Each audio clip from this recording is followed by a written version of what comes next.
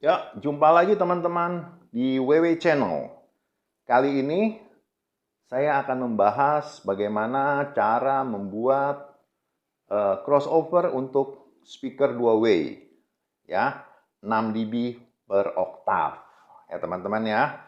Bagaimana cara kita menentukan titik potong, titik crossover itu?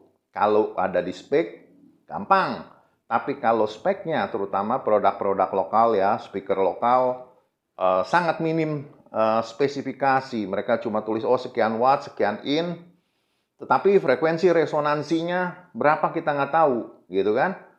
Kalau beli yang luar punya, biasanya mereka lebih komplit gitu, tinggal gampang ya. Frekuensi resonansi sudah ditentukan, ditulis. Nah, saya jelaskan dulu ya teman-teman ya. Apa sih frekuensi resonansi itu? Ya, frekuensi resonansi yaitu ini terutama yang penting untuk Twitter ya, karena dia ringkih sekali ya, tidak sekuat woofer bikinannya ya. Untuk Twitter terutama ya, penting sekali frekuensi resonansi, yaitu di mana Twitter ini, driver ini mulai bergetar ya, frekuensi resonansi atau disebut juga FO, F0 ya. Dia mulai bergetar di titik sekian. Misalnya gini ya, misal kita ambil contoh sembarang ya. Misal suatu driver frekuensi resonansinya 837 Hz. Ya. Apa ditulis seperti itu di speknya? Fs 837 Hz. Apa itu merupakan titik potong? Langsung kita tentukan di situ, kita lihat di tabel crossover. Tidak, teman-teman, ya. Itu artinya batasan dia mulai bergetar. Ini sangat riskan. Boleh nggak kita pasang di situ? Nggak boleh, gitu. Nanti jebol, ya, Twitternya ya. Jadi bagaimana kita nentuinnya, ya?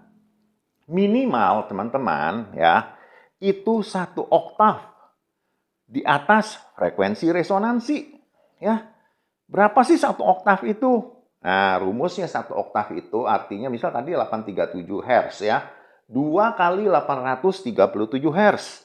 Berarti 1 oktav di atas frekuensi resonansi yaitu 1674 Hz. Perhatikan ya. Nah, kalau kita mau bikin 1 oktav di atas frekuensi resonansi, bisa nggak? Boleh nggak? Boleh. Tapi, ada tapinya ya teman-teman ya. Itu harus nggak bisa. Teman-teman mau bikin yang 6 dB per oktav. Rentan gampang jebol nanti Twitter. Ya. Paling tidak teman-teman kalau bikin 1 oktav di atas frekuensi resonansi, itu harus 12 dB per oktav atau 24 dB per oktav gitu. Ya, kita lihat ya, ambil contoh saya gambar di sini. Ini kalau 6 dB kan landai nih, kurvanya ya. Dia curam nih, ya. Harus slope-nya harus yang 12 dB ke atas gitu. 12, 24 ya. Jadi kalau teman-teman mau bikin yang 6 dB nggak bisa. Jangan dipasang frekuensinya di 1 oktav di atas frekuensi resonansi, jangan. Paling tidak teman-teman harus masang di 2 oktav ya. Berarti kan tadi 1674 Hz kali 2 lagi gitu kan. Ya, rumusnya ya jadi 24 dB per oktav itu jatuhnya di 3 kHz-an ya. 3 berapa tuh? 1674 kali 2 ya. Nah, itu harus seperti itu. Kalau kita mau bikin di 6 dB supaya apa dia nggak jebol gitu, ya. Nah, kayak paham ya tentang slope kemiringan itu. Yang mana nih sebenarnya yang lebih baik? Yang oktav 6 dB per oktav atau 12 dB? Nah, semua ada kelebihan dan kekurangannya, ya. Kalau 6 dB per oktav, dia landai. Dia landai, teman-teman ya. Karena kelandaian itu berarti apa? Frekuensi yang tidak masuk dalam crossover ini lebih sedikit, ya. Tetapi Kalau yang semakin oktavnya semakin tinggi, ini misalnya 12 dB segini, kalau 24 dB kan bisa ke bawah lagi nih, ya. Ini ke sini nih, ya. Makin curam. Artinya apa? Ada nada-nada tertentu, ya, yang tidak bisa kita dengar di speaker kita, gitu. Ya kan? Memang kelihatannya ini lebih jernih katanya, ini titik silang ininya ini kecil, ini nih lebih kecil, semakin oktav dB per oktavnya semakin gede, daerah perpotongan ini kan semakin kecil sedikit ya, suara seolah-olah open gitu, seolah-olah gitu ya, lebih open nih katanya, lebih bagus, tapi tidak juga ya. Kita sekarang akan bicara yang tentang 6 dB per oktav ya. Kelemahannya yang dB-nya semakin gede per oktavnya, misal 24 dB per oktav, itu akan memakai banyak sekali komponen, teman-teman ya.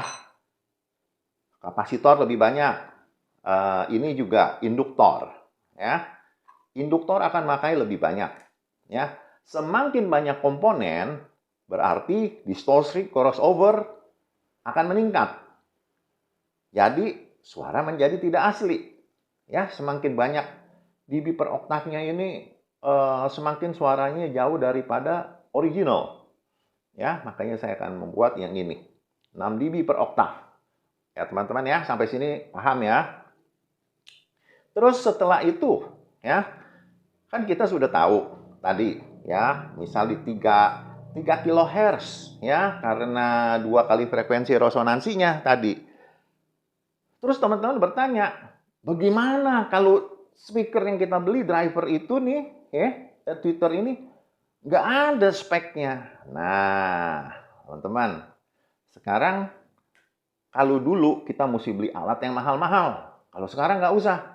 Teman-teman bisa download di Play Store, Google Play Store. Ini pasti bisa ya semua ya, karena teman-teman kan lihat YouTube ini kan pasti lewat HP ya. Teman-teman itu bisa download yang namanya Spectrum Analyzer ya. Jadi bagaimana cara menggunakan Spectrum Analyzer itu? Teman-teman masukin di CD player ya, pink noise. Ya, bunyikan pink noise. Ya, kita mau lihat nih misalnya si Twitter kita ini berapa nih? Bentuk kurvanya seperti apa dia nih? Kan kita nggak tahu nih kalau minim data kan. Teman-teman lewat CD player bunyikan pink noise. Tapi ini Twitter yang kita mau bikin crossover jangan dipasang yang udah jadi gini ya. Masih bahan, kita pasangin ya. Saudara teman-teman hidupkan HP-nya, hidupkan pink noise, dengar, lihat, nanti dia akan membentuk grafik ya. Nah, ini saya ambil contoh ya. Nah, seperti ini teman-teman ya. Ya. Ini Twitter ya, seperti ini. Ya, grafiknya nanti teman-teman bisa lihat grafik ini saya buat bukan yang asal ya, agak saya tiru ya dari asli nanti dari saya punya woofer dan Twitter ini, teman-teman ya. Teman-teman bisa lihat di picture in picture. Saya cantumin nanti ya.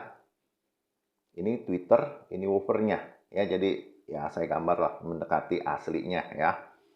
Kalau kita tidak ada datanya gitu, tidak ada data FO-nya, frekuensi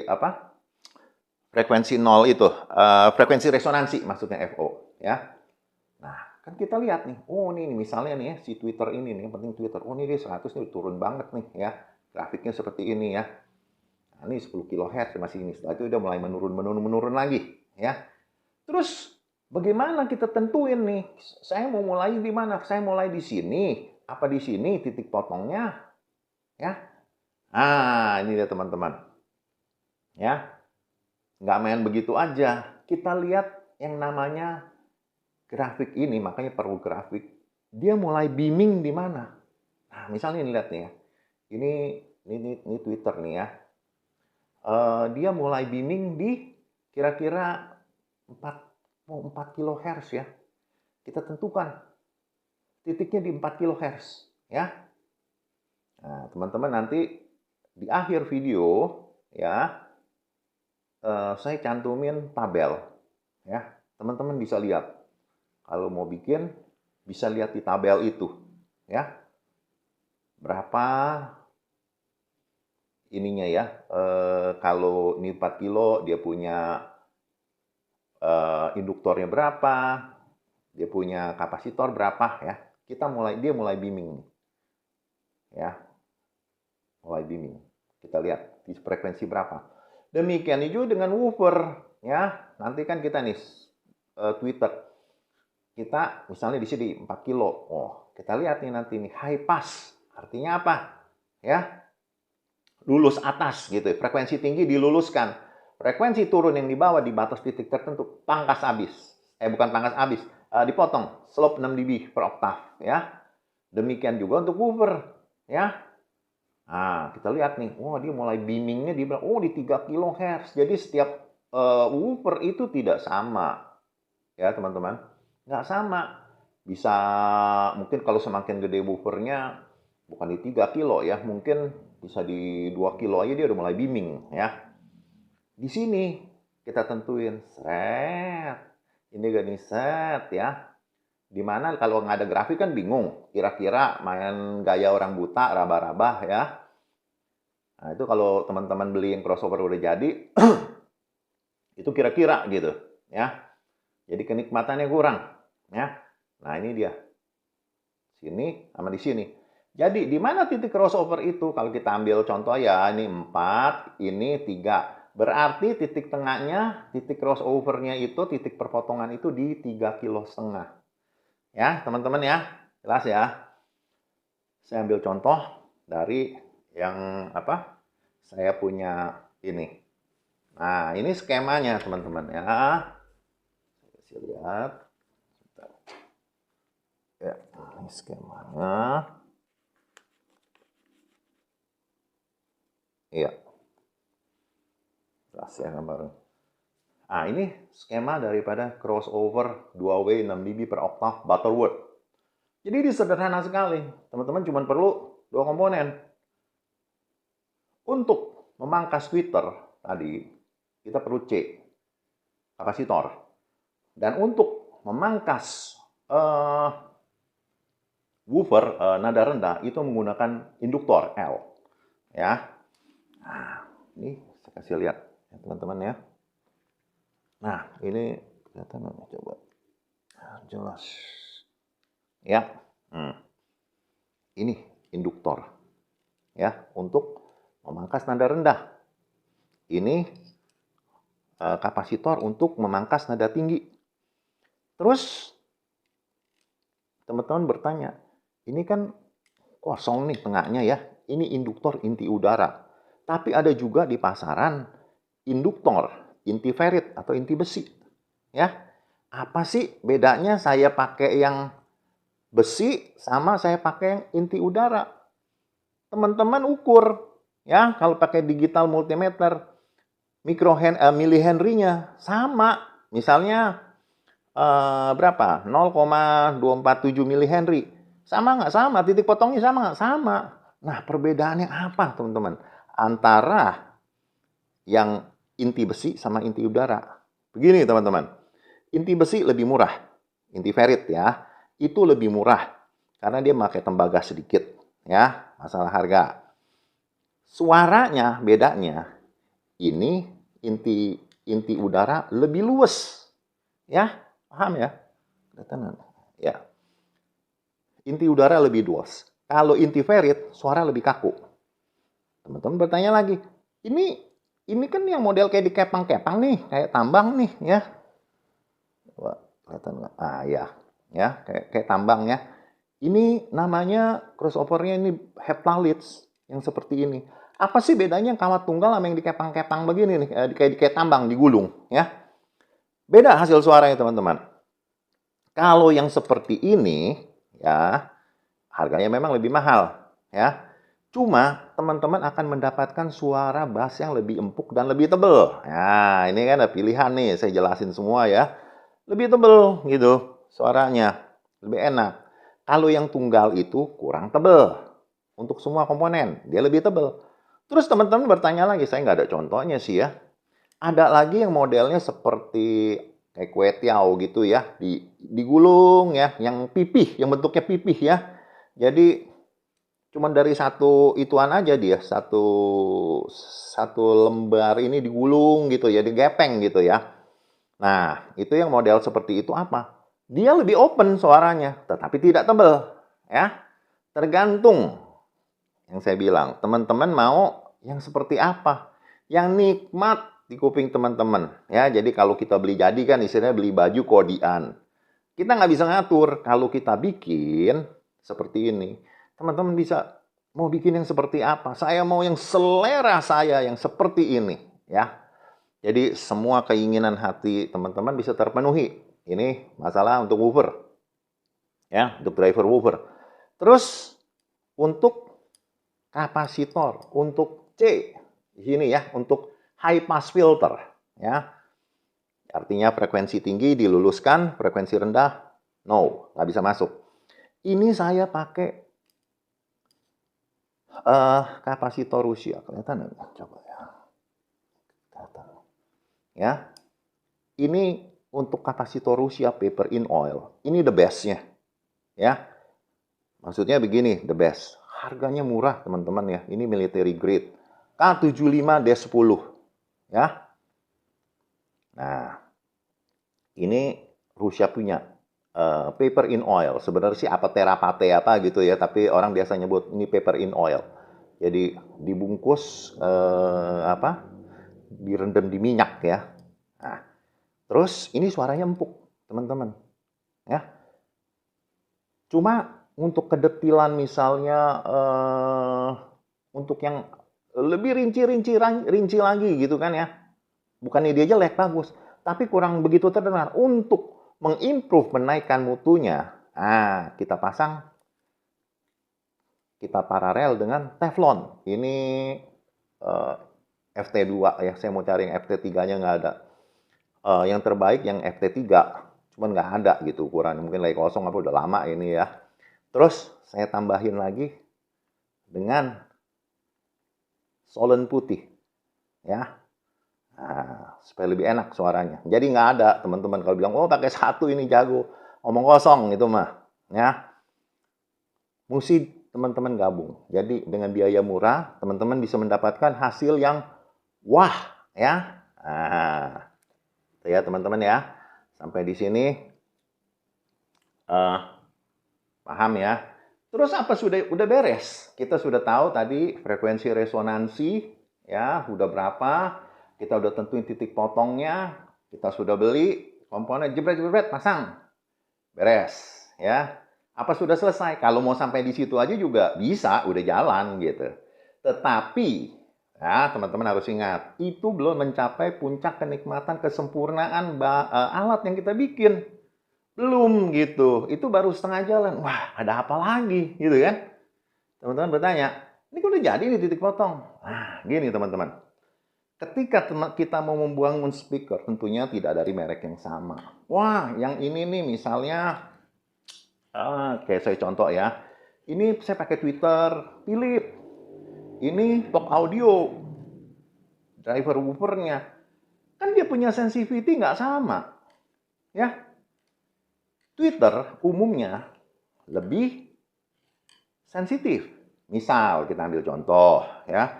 Dia 90 sensitivity-nya 90 dB. Ini 85 ya. Kalau seperti ini kan teman udah bangun nih, misalnya udah gini jadi. Colokin, bikin box dah, jebret-jebret.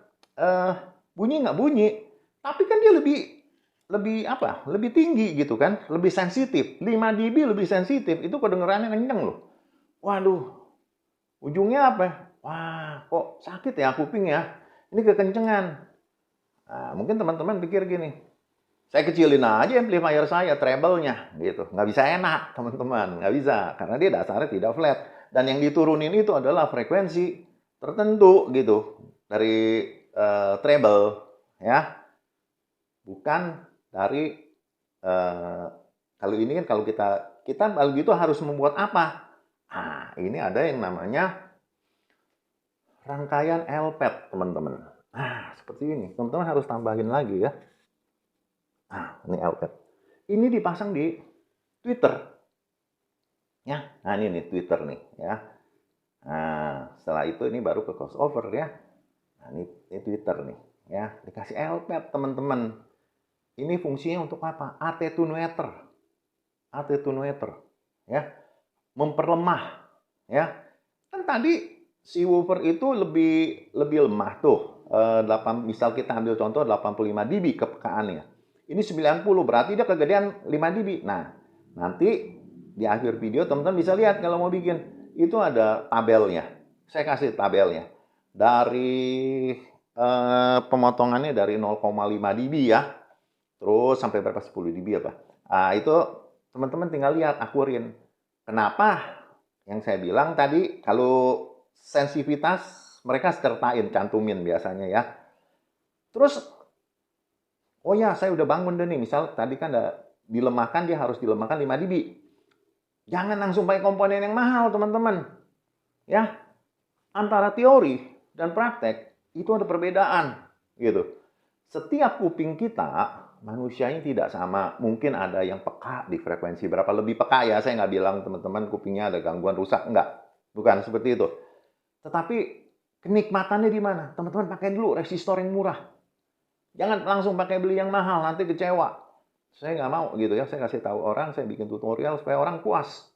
Ya, kita pakai dulu yang murah. Nah, ini berapa sih? Nanti tertentukan dia punya ohmnya, ya. Tetapi ini jangan pakai resistor kecil ya. Ini pakai resistor yang 5 watt, 5 watt ke atas lah. Ya, coba-coba kalau buat ini dulu fine tuning, teman-teman pakai yang murah dulu lah. Resistor batu itu kan yang putih ya. Ya, 5 watt. Ya, atau nanti kalau udah oke, udah cocok, pakai yang mahal. Nah, baru ya. Ini penting dicoba, di fine tuning. Ya. Jadi jangan langsung pakai yang mahal. Sayang sekali gitu. Ya, nanti pemborosan. Nah, ini udah tepat nih segini. Oh ya enak. Oh, ini kurang ini nih ya. Misal tadi 5 dB. Waduh, tapi kayaknya dia masih agak kaku-kaku ya, agak tinggi. Turunin lagi setengah dB. Nah, jadi 5,5 dB pelemahannya attenuatornya ya. Wah, ini cocok. Oh, berarti saya harus pakai segini. Nah, udah jadi seperti itu, teman-teman lihat ya. Nah, kan kita udah rangkai nih teman-teman, udah jadi ini. Rangkai, pasang tweeter woofernya ya. Masukin lagi pink noise. Lihat di HP ya. Tapi ngunduh itu dulu tadi ya, spectrum analyzer ya. Lihat berapa. Dia udah bentukan grafiknya gimana. Nah, untuk yang seperti itu misalnya, waduh ini masih ada yang celong-celong nih, gitu kan? Gimana ngobatinnya nih? Ya kan? Nah, teman-teman bisa lihat video saya sebelum ini. Ada yang namanya pace plug. Ya. Itu untuk membuat suara lebih maksimal lagi gitu. Dia jadi benar-benar flat. Itu saya buktikan di video itu. Ya, jadi bukan saya bilang, oh ini enak nih, yuk denger nih, ini suaranya gini. Enggak, saya buktikan dengan pengukuran. Teman-teman bisa lihat, ya, grafiknya bagaimana. Ya, sampai di situ teman-teman. Oh ya, ada tips untuk teman-teman. Teman-teman mungkin bertanya lagi nih, nanti disangka saya punya video kontradiksi dengan video-video saya lain. Enggak. Saya ada video membandingkan double concentric dengan dua way antara Tannoy dengan